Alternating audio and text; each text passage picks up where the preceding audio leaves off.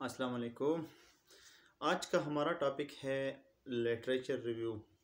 तो पिछले वीडियो में मैंने एक्सप्लेन किया था इंट्रोडक्शन कि हम साइनॉप्सिस की इंट्रोडक्शन किस तरह लिखते हैं।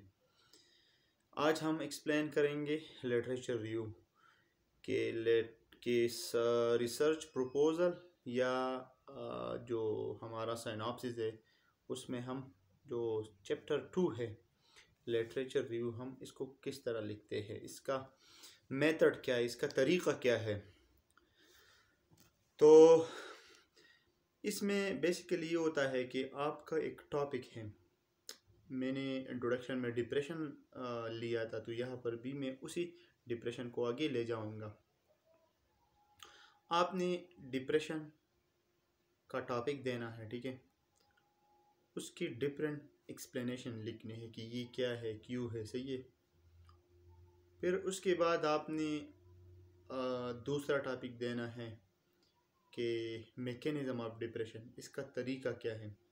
जितना आपसे हो सकता है आप मतलब टॉपिक जनरेट करते जाए जो आपका लिटरेचर रिव्यू होता है, ठीक है।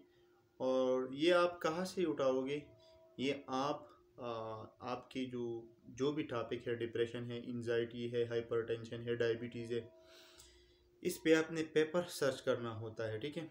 उसी पेपर से आपको ये इंफॉर्मेशन मिल जाएगा। तो फिर आपने जब आप मैकेनिज़्म लिखते हो उसके बाद आपने लिखना है थ्योरीज ऑफ डिप्रेशन, कि डिप्रेशन के बारे में लोगों का क्या थ्योरीज है, सही है। तो फिर इसका ट्रीटमेंट, इसका डायग्नोसिस, ठीक है। इसी तरह जितने टॉपिक आप जनरेट कर सकते हैं सब टॉपिक, तो ये एक अच्छा खासा लिटरेचर रिव्यू बनता जाएगा। तो फिर आप ये भी लिख सकते हैं कि किन लोगों में ज़्यादा डिप्रेशन पाया जाता है, जो एजड है उनमें, जो यंग है उनमें, सही है। फिर आपने जो जेंडर है उनको भी आपने देखना है कि मेल में ज़्यादा होता है या फीमेल में ज़्यादा। तो इस तरह मुख्तलिफ़ चीज़ें आप लोगों ने टच करना होता है, ठीक है। और लिटरेचर रिव्यू का बेसिकली जो मकसद होता है वो ये होता है कि इस जो टॉपिक है इससे रिलेटेड जितनी भी इंफॉर्मेशन में है वो आप एक जगह इकट्ठा करें, ठीक है।